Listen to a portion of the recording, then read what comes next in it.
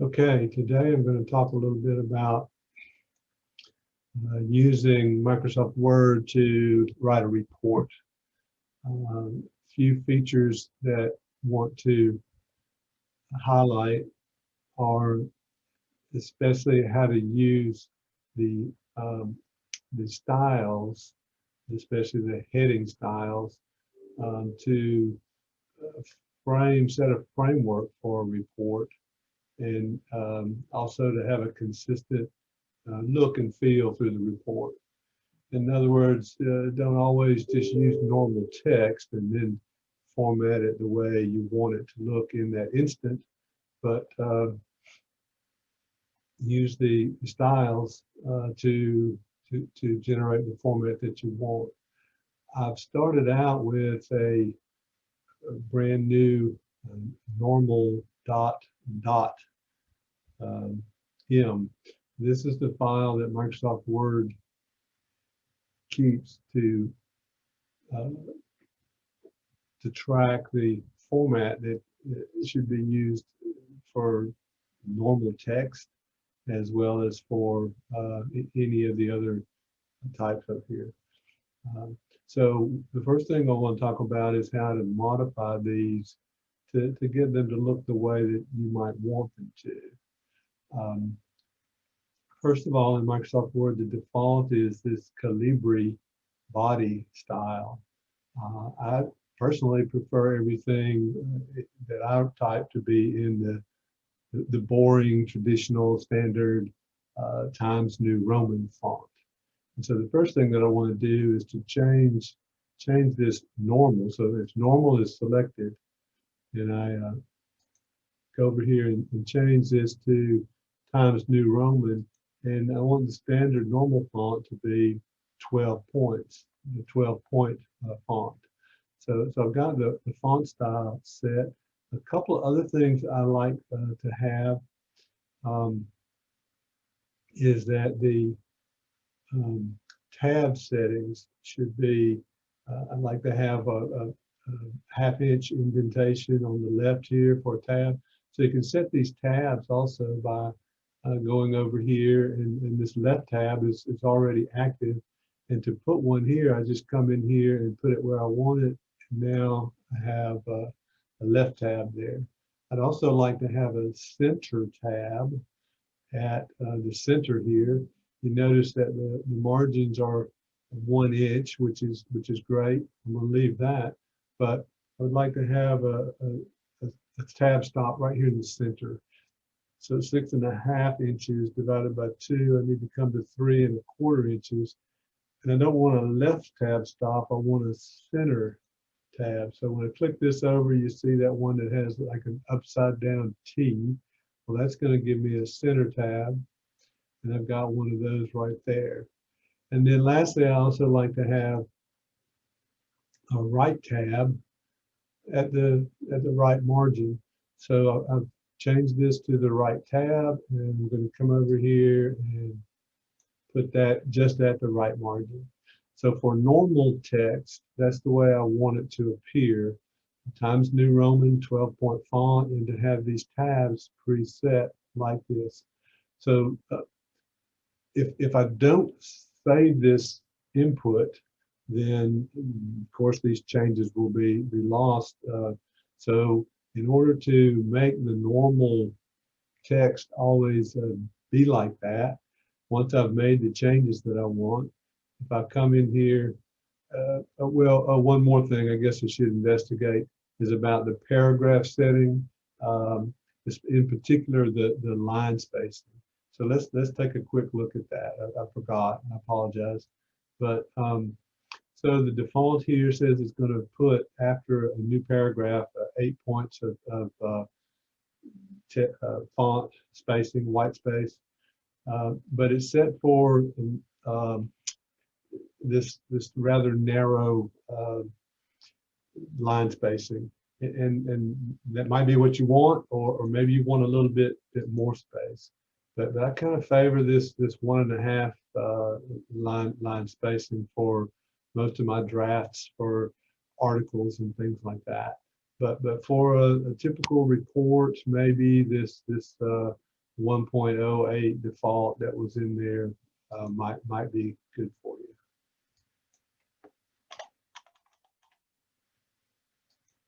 It's not quite as tight as single spacing, but it's a little bit nicer. But definitely the 1.5 is a little bit better on the eyes. But you know, if you're under a page limit and you're trying to compromise, cutting that in half to 1.07 kind of helps. So let's leave that as it is. But now come in here, we want to save those changes or keep those permanent. So if I now go up to the style bar, which is on the home menu here, and if I right click on that normal, where it says normal, that's what I've been modifying as normal. If I now say that I want to update normal to match the selection. So the text that I just modified, although it's blank, if I say update normal to match selection, now my normal text, anytime I start a new paragraph or this will carry over, by the way, into the new documents because it'll get saved into the templates area, your personal templates area in Microsoft Word. And now when you go to a new document, that's what's going to come up as the default. Okay, and so that's it for normal text, and we've got that set up. The second thing are these headings. If I were to make a heading that said this was the introduction to my paper, I don't like the colored in the block, and I prefer, as I said, for it to all be Times Roman. So if I change this to Times Roman and just make it normal colored, but also there's no need for it to be extremely large. I actually think having everything uniform font looks good, but it is good to have the headings should look different, right? That we want to be able to distinguish between heading 1 and heading 2 and heading 3, should you use a heading 3. So I would kind of go with heading 1. If we make that as a boldface font, and as Times Roman 12 boldface, but we want heading 1 to look like that. So if we now right click on that and choose update heading 1 to match selection, now heading 1 will always look like this. If I now come underneath here and I want to make a heading 2, a subheading underneath that, maybe I don't know, I don't have a good idea for this, but we'll say this is part 1, the first thing. And that's just a ridiculous phrase to say that be heading. But again, we don't like that it's Calibri. We don't like that it's larger font. And so we're going to, and I don't like that it's a different color, but I do want this to look different from heading 1. So maybe I will let this be italicized. And so we have heading 2 as being the same font, but in italics. And again, come up here and we can update heading 2 to match selection. And then finally, we may not use heading 3, but if we did have heading 3,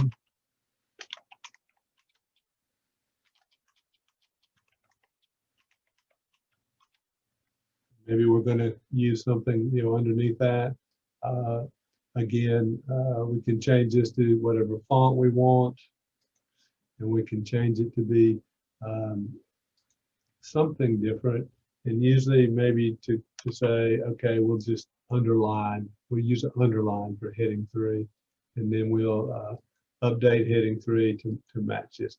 So now we have the pieces of what we need to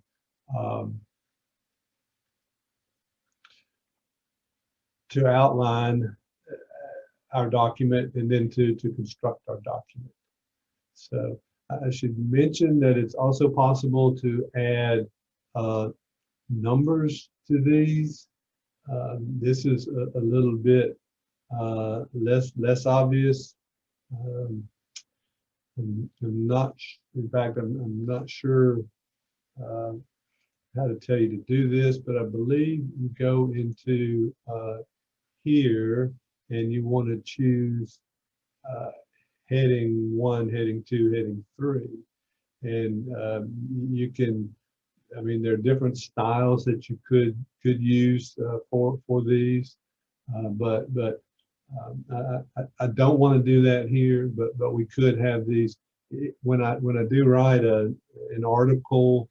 Frequently, especially if I write a report, a long report, you can have chapter names, numbers, and then within that each chapter you can have sections, and then within each section you can have subsections and so forth. So this is a good way to do that, but I'm not going to do that here. But if you do want to have automatically numbered sections, and that can be useful, then you can do that by making use of this multi-level list. But you can see that these are tied to the heading levels, and anything that's tied to these heading levels, and you can go in there and you can customize how you want those to be numbered or displayed. As you see here, they're alternating Roman numerals, letters, numbers, lower alpha, and so forth. Or you can have this be 1.1, 1.1.A. You can change them to ABC. So you have a lot of flexibility over how these are automatically numbered. Okay, but regardless, let's come back to this and just clear it all away for the moment. And I'll need to comment to you here. Some of you may be wondering, I choose to show these paragraph marks and the blank, the white space marks such as tabs and so forth in my document. It helps me keep oriented and see a little bit how things are laid out. A lot of people find them bothersome, but you can toggle them on and off with this switch up here on the menu bar, a little paragraph mark switch. Okay, so yeah, so the second part of this, rather at first, is customizing your document so that it has the look and feel that you want, and that it's going to be consistent throughout. And we've covered that. That you can go in and modify the normal space, the normal text that just is how the paragraphs will look when you type by default. And then the secondly is to modify the headings, at least heading 1, heading 2, but perhaps as deep as heading 3. Of course, you can go further than that, but we looked at heading 1, 2, and 3 and how to modify those, and then how to update heading 1 to match selection, for example. Second thing I want to talk about is how to create an outline for a project. Your project might be as simple as a short report, but if it's something more extensive like a chapter or a book, you may want to lay that out and insert different headings that you intend to fill in when you write your book or your chapter. So you can do that by going into the view on Microsoft Word and choosing outline view. And when you switch to outline view, it throws away all your page formatting, and it's just showing you the levels here. But I mean, a classic structure for a report might be that you've got an introduction. Maybe you've got some background information that you have to give. There may be some experimental methods. Maybe you need to explain a little bit about your analysis. how you did your calculations. I don't know. And then probably there should be some results. And you may have results and discussion in the same section, but you might choose to put discussion as a separate section. And then, of course, there may be some conclusions. Um, and probably something like this is as extensive an outline as you might need for a simple report. But maybe you want to make sure that you have some subsections in here that correspond to different topics that are involved. So so maybe I don't know, I don't have a specific example to work from here, but you can do this by, if you want to add a news heading, you do that. If you just use the tab key, that's automatically going to go over and make the next level. So maybe you want to make sure you talk about operation of widgets. Or well, I'll tell you what, now I realize, well, before I talk about operation of widgets, I better talk about theory of widgets, whatever widgets are. And I've got those two subheadings underneath background now. And then maybe if I'm doing my, and also rather than using the tab key, I mean, I could come up here and say I want to go over to level 2 now. And you can even jump over to level 3, but it doesn't make much sense to go to level 3 if you've only got level 1 above it. But maybe experimental methods, we want to talk about setup and maybe procedure, and then I don't know, maybe that's enough. But again, this is just completely off the cuff, and so whatever topics that you see appropriate to put under there. So you can proceed like that and generate an outline and organize your thoughts ahead of time in terms of the things that you intend to address within each one of those main sections. And so maybe, I don't know what you might need to do here, but let's just say that you've gone through and you've made your outline and now you're through with that. So now you want to write your report. So you want, I think you can do this while you're still in outline view, but I don't recommend it. I would suggest switching back to print layout view, the standard view. And now, as you can see, we've got our headings in place, both for the heading 1 and the heading 2 level.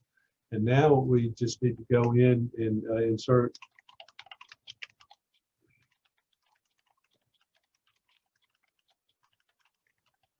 and this is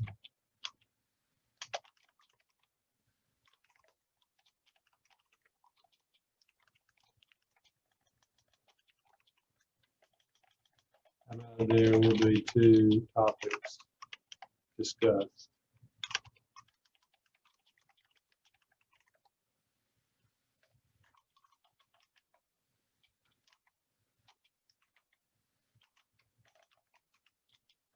I can't type today.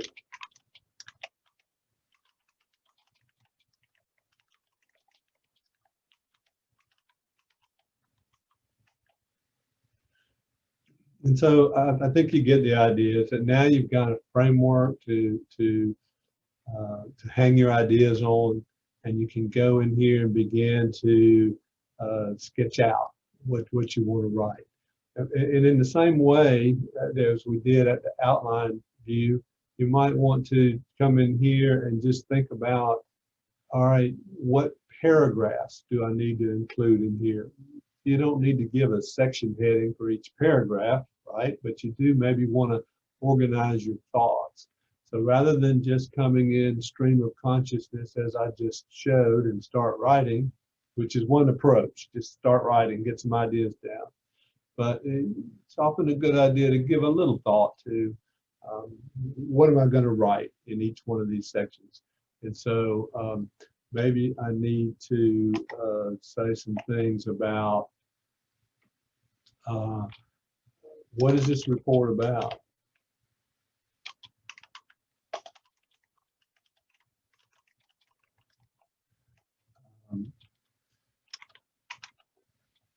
How was this investigation conducted? Briefly, because presumably you're going to talk about this in a lot more detail down here, but to give the reader some idea of what this is about, how was this done. A very important part of the introduction, and I want to underscore this, an important part of the introduction is what follows in the rest of this. In other words, you want to build the reader's expectation about what's coming up next. Of course, a person can flip through and see the section headings that you've created and kind of get the gist of it, but it's great to close out this introduction with a paragraph that just says, here's what follows in the report. Okay, so one other important thing that I'll say here, looking toward the end of this report, is that the conclusions, this section must only contain ideas that have been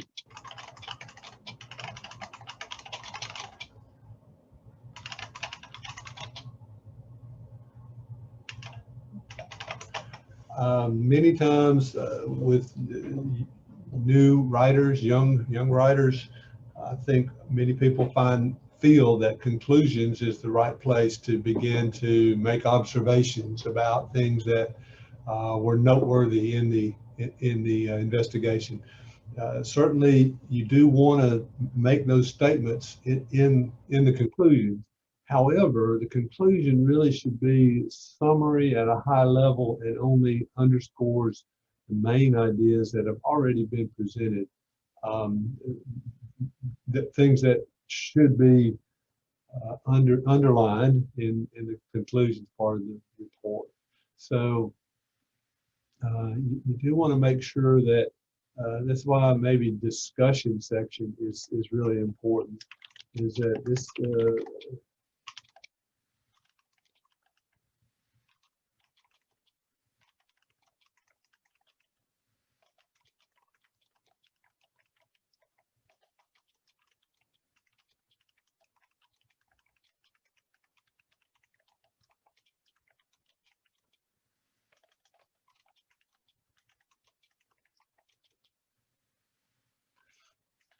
and so in the discussion section is really the place where most of what I've often seen people want to put into conclusions, it really should be in a discussion section.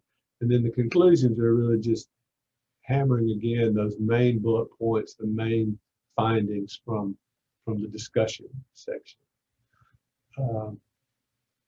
Results, of course, is generally where graphs, tables, etc., are presented.